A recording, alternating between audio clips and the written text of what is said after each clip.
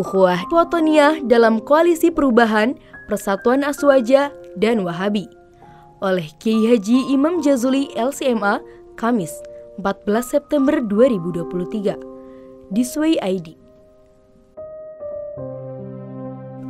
Memasuki pemilu 2024, peta politik koalisi sangat mengejutkan. Trigger utamanya adalah pasca deklarasi bakal calon presiden Anies Baswedan berpasangan dengan bakal calon wakil presiden Muhaimin Iskandar. Paslon ini didukung oleh partai-partai Nasdem, PKB, dan PKS. Yang menarik, dua partai religius PKB dan PKS memiliki corak ideologi keagamaan terkesan berseberangan satu sama lain. Partai Kebangkitan Bangsa, Ahlus Sunnah wal Jamaah, dan Partai Keadilan Sejahtera sering dipersepsi Wahabiyah.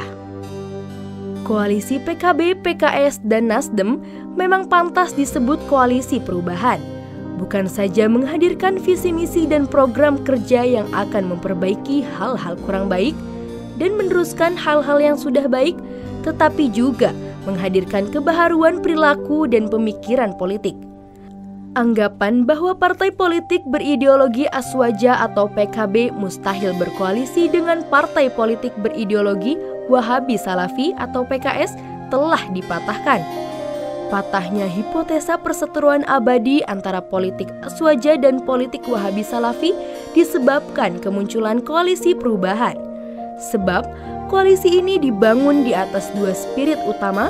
Pertama, persaudaraan kebangsaan atau ukhuwah Wathoniyah, dan kedua, persatuan kebangsaan atau wahdah Wathoniyah. Dua terminologi ini sudah sangat populer di ruang-ruang akademik. Persaudaraan kebangsaan melandasi lahirnya kecintaan pada bangsa atau nasionalisme dan perjuangan membela bangsa atau patriotisme. Cinta lahir karena saling mengenal satu sama lain, merasa nyaman saat bersama, dan terhubung lahir dan batin. Sementara bila cinta sudah tumbuh mekar, berjuang dan berkorban demi bangsa dan negara menjadi sebuah keniscayaan. Saat itulah lahir yang disebut persaudaraan kebangsaan atau ukhuwah Wathoniyah. Persaudaraan kebangsaan juga merupakan akar bagi pohon persatuan dan kesatuan kebangsaan atau wahdah Wathoniyah. Persaudaraan adalah awal bagi persatuan dan kesatuan. Tanpa persaudaraan, persatuan mudah pecah dan runtuh.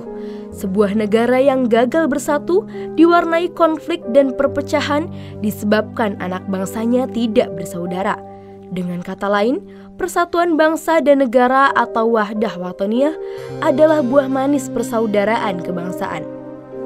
Koalisi PKB dan PKS adalah cerminan dari persaudaraan ini dalam rangka mewujudkan persatuan. Dalam buku Al-Islam wa Al-Hadarah Al-Gharbiyah, Muhammad Hussein 1912-1802 mengatakan bahwa ukhuwah Wathoniyah dari sekedar ukhuwah Islamiyah.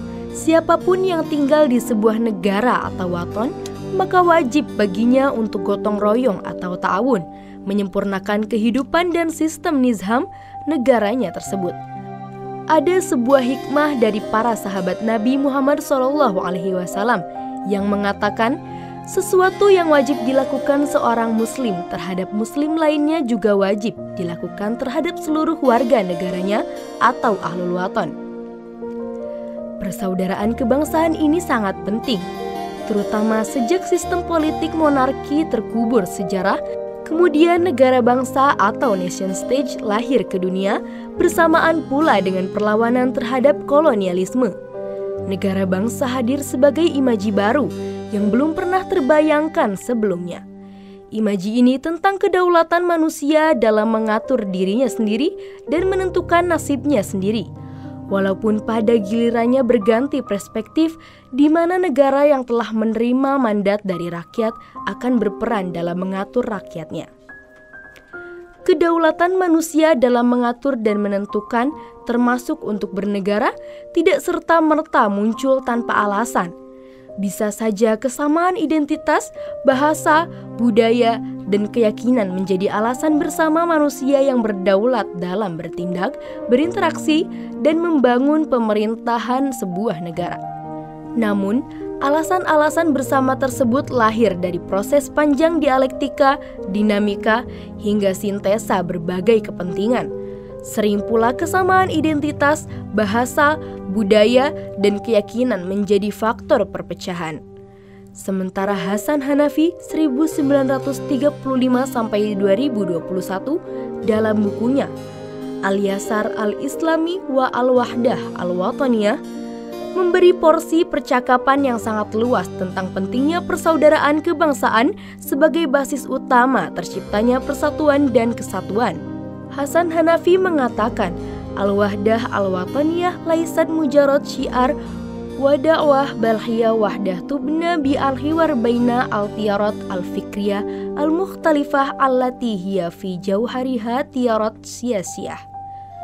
Persatuan kebangsaan bukan semata-mata terdakwa dan menyampaikan syiar Islam, tetapi juga persatuan kebangsaan yang lahir dari dialektika di antara berbagai pemikiran kebangsaan yang beragam, lebih-lebih aliran politik.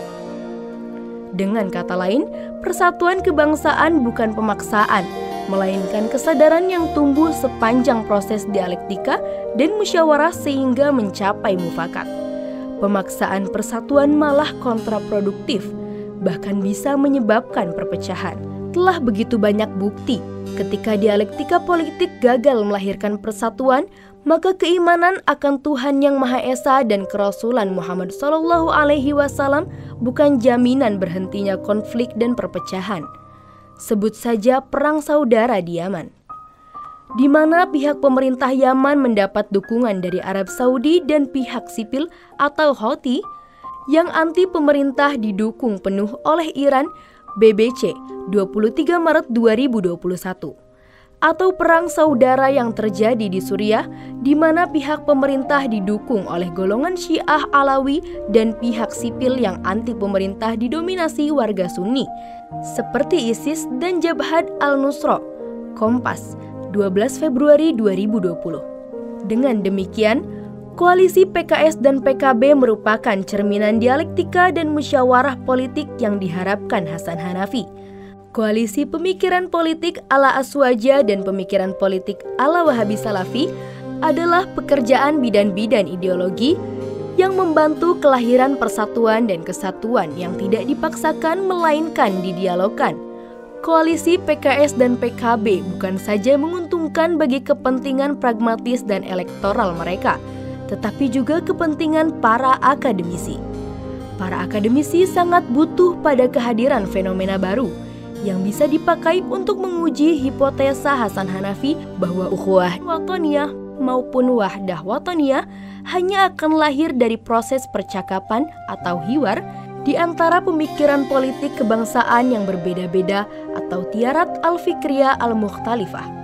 Hasan Hanafi telah mewanti-wanti kita agar tidak terjebak pada kasus dunia Arab di Timur Tengah yang diwarnai oleh konflik karena penyeragaman pemikiran dan raibnya percakapan pemikiran yang berbeda-beda. Dengan adanya koalisi PKS dan PKB atau tepatnya koalisi ideologi Aswaja dan Wahabi, maka kegagalan dialog politik di Timur Tengah bisa diantisipasi sejak awal agar tidak terjadi di negara Republik Indonesia tercinta ini. Di masa depan, jika koalisi PKS dan PKB ini berhasil mewujudkan persatuan kebangsaan atau wahdah wataniyah, maka sudah tiba waktunya untuk ukhuwah ormas-ormas keagamaan lainnya. Dialektika atau al-hiwar dengan demikian adalah kunci penting dalam proses pencapaian persaudaraan dan persatuan kebangsaan.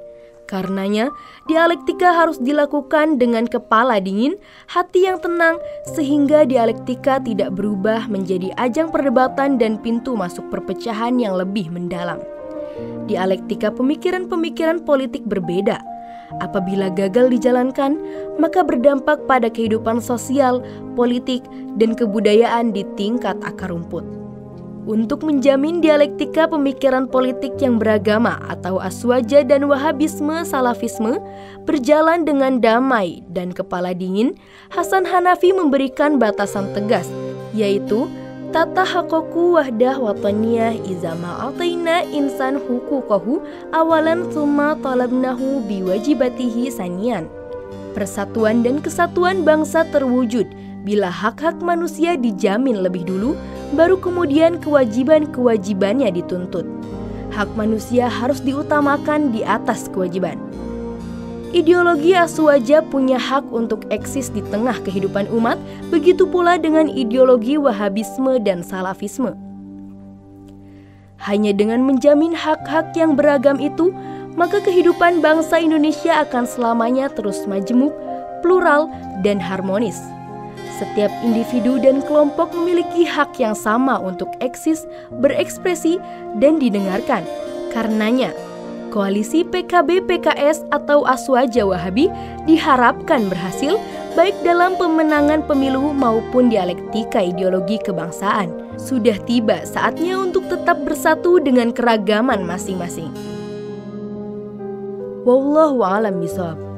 Penulis adalah alumni Pondok Pesantren Lirboyo Kediri, alumni Universitas Al-Azhar Mesir Departemen Teologi and Filosofi, alumni University Kebangsaan Malaysia Departemen Politik and Strategi, alumni University Malaya Departemen International Strategic and Defense Studies, pengasuh Pondok Pesantren Bina Insan Mulia Cirebon, Wakil Ketua Pimpinan Pusat Robitoh Ma'ahid Islamiyah atau Asosiasi Pondok Pesantren se-Indonesia, Pengurus Besar Nahdlatul Ulama atau PBNU periode 2010 sampai 2015.